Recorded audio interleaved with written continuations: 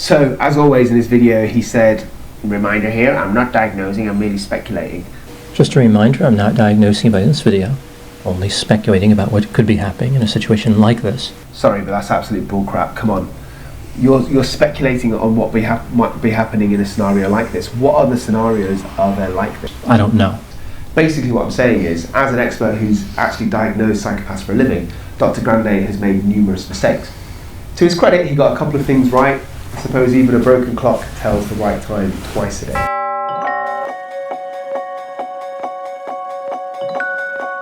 Hi, I'm Jo Bailey, clinical psychologist. This is video 2 of the Dr. Todd Grande series. Just a reminder, I'm not diagnosing by this video, only speculating about what could be happening in a situation like this. Well, part 1 was a lot of fun. I received a lot of criticism and a lot of negativity.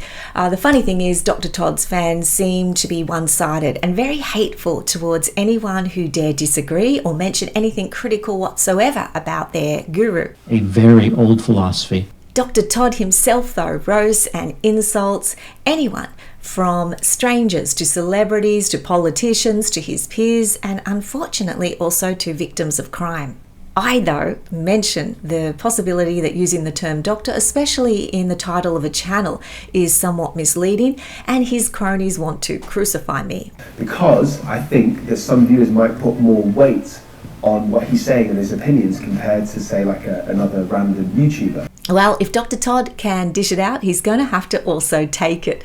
I have had an entire video made mocking and criticising me, credit to Sir Sick, when I was involved with the Healy.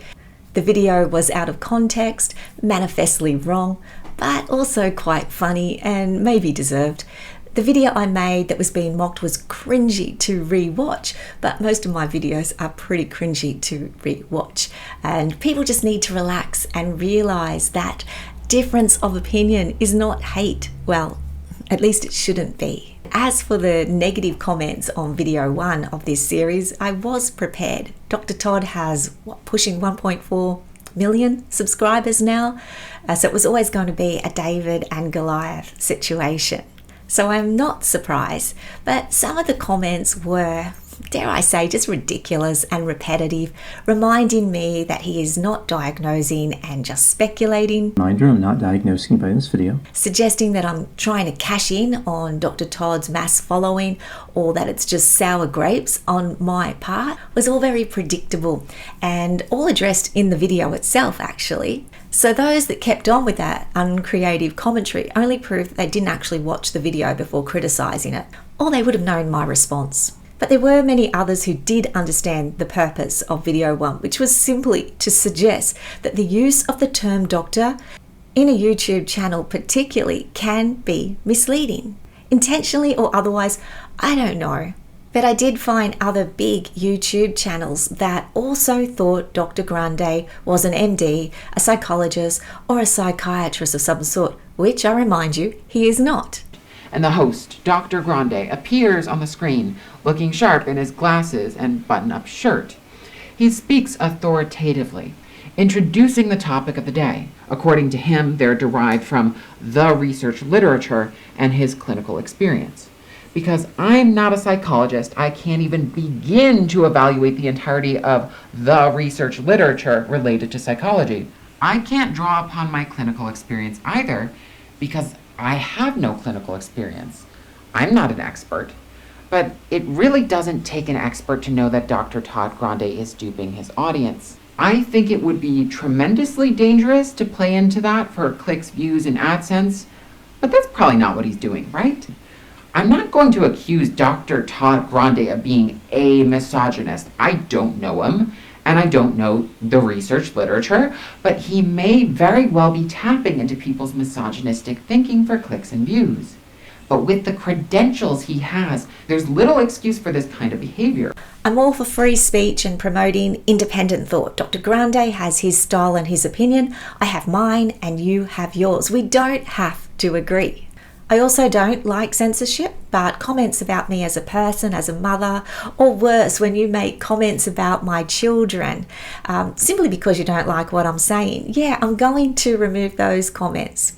But similarly, those who are not supporters of Todd Grande should also not leave hateful or personal comments about him. So please be respectful in your disagreement. Even have a witty jab. Have a few friendly punches at me if deserved. I can take that, and I'll admit when I'm wrong. But the vitriolic and the unnecessary comments and insults, yes, they will be removed. So let's move on.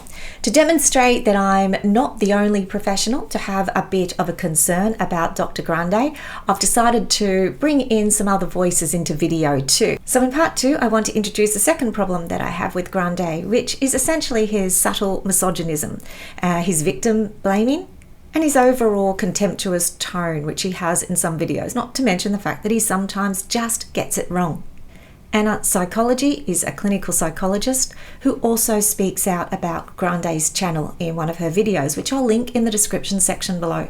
Anna is much more articulate than I am and a lot less annoying. So let's have a listen to what Anna says about some of Dr. Grande's approaches to the people that he speaks about. Another red flag, and this is something that was really chronic with every single video, the constant mocking and taking jabs at people that he was talking about. Like with Trisha Paytas, he said, "She really does give new meaning to the phrase, I'm at a loss for words. It's a lot like driving by a car accident and staring at it." About Jenna Marbles, he said, "She has billions of followers, that's billions with a B as in baffling." About Chris McCandless, who is a deceased person who cannot defend himself, he said he wasn't diagnosing him and yet he called him narcissistic. I mean that this is not a person who treats others with basic respect and compassion, who gives people the benefit of the doubt. This is not someone who operates from a strengths-based approach, as we call it. Similarly, Dr. Das, who is a forensic psychiatrist, agrees that Dr. Todd often mocks his victims. So let's listen to what Dr. Das has to say about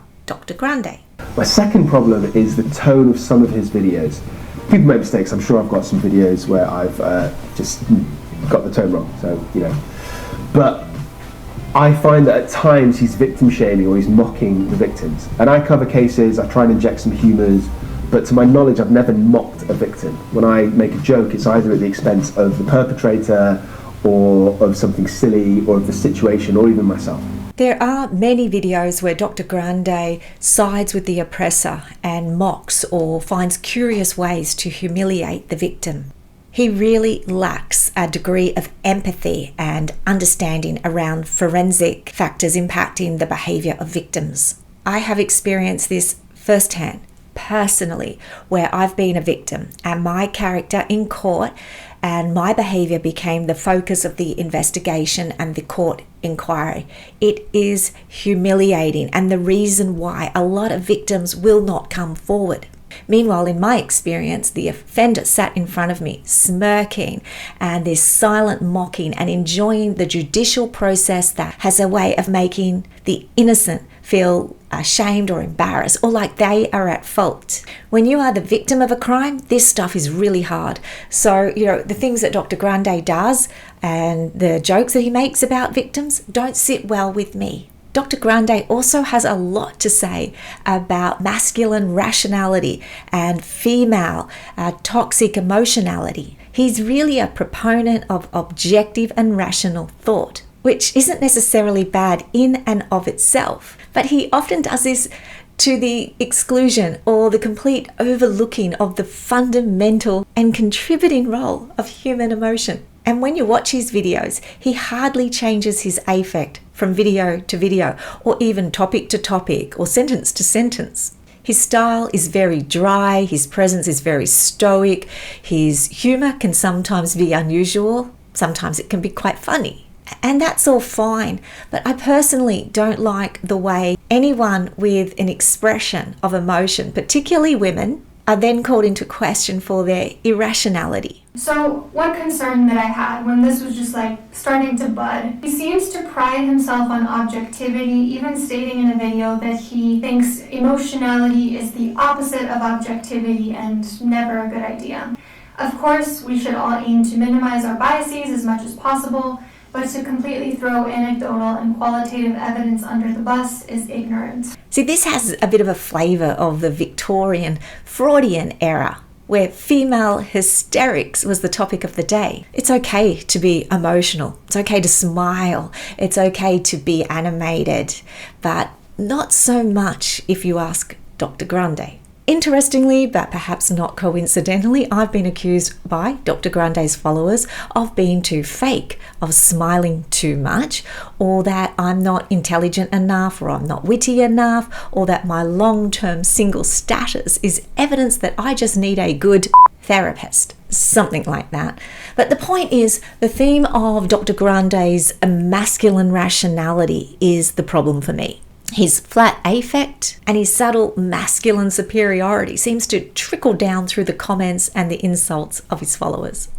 I do not blame him for his followers' hate, but it did start to get me thinking about the fact that he doesn't really acknowledge his differentials in power and privilege in any of his videos, and the more I watched him, the more this became clear to me. Another theme that appeared in the comments of video 1 was my apparent audacity in criticizing a peer. Now, there's a part of me that agrees because I don't want to get drawn into negative social commentaries. You'll see that I spend a lot of time in my career and on this channel, in all my other videos, trying to build people up. The thing is, I don't think explaining someone's credentials or qualifications or potential misuse of a protected title is criticism. To me, that's just clarifying objective facts and letting people decide for themselves. But the thing is, you can't be a Todd Grande supporter and call me out or criticize me for presenting objective facts when Grande himself has made a lot of money from roasting and criticizing and blatantly condemning some of the most prolific and most successful psychological figures of our time. Take Eckhart Tolle, for instance.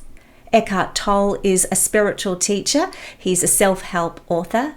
He doesn't claim to be anything that he is not, and he's one of the most prolific teachers on mindfulness and on the power of presence, which have enormous strongholds and relevance in the work of psychology. Now, if we want to use the term sour grapes for anyone who voices a contrary opinion to someone more successful than they, then Grande's video on Tolle would surpass mere critique and opinion. So what should we call that? Slander? Shaming? Roasting? Tolle is highly respected and influential in his field. He's sold over 2 million copies of his book, The Power of Now, and he features in many domains of both spiritual and academic learning. So what does Dr. Grande say about him? So what are my thoughts on Eckhart Tolle, his books, his beliefs, his business enterprise? The truth is that you need to say yes to suffering before you can transcend it. I think anyone reading Eckhart's books is saying yes to suffering. He believes it's important to give up thinking, trying, or building.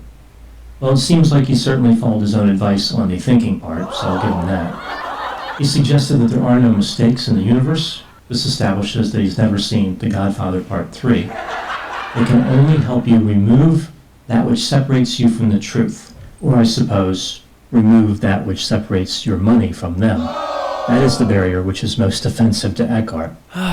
Is there anything that can be learned from Eckhart Tolle's teachings or from his behavior? So the idea of acceptance is a major takeaway as far as what we can salvage from Eckhart's ambiguous nonsense. There are other things that can be learned as well, not as much from his teachings, but his behavior and the behavior of others. For example, Eckhart's success should give hope to anyone who wants to get rich. He did it by just taking other people's ideas and crudely mashing them together without actually understanding them. Really? Whatever that means. See, you can't have it both ways.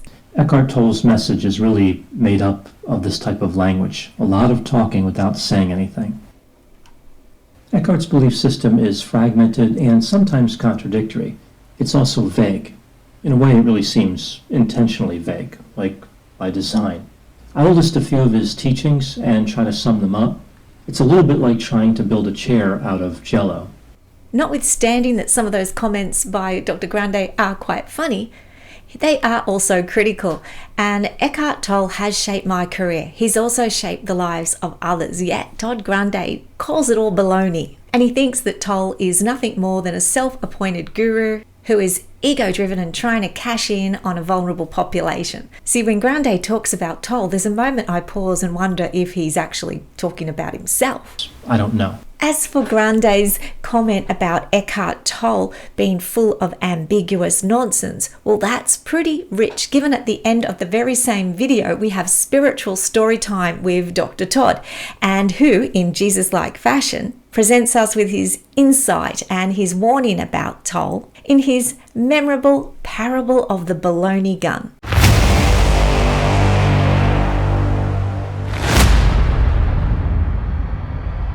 What is the mindset that can lead to a person deciding to be a spiritual guru? I think it can be best illustrated through a story. Imagine that you're looking at someone operating a baloney gun. So this would be a gun that shoots baloney. Presumably, it would be used to shoot people with baloney.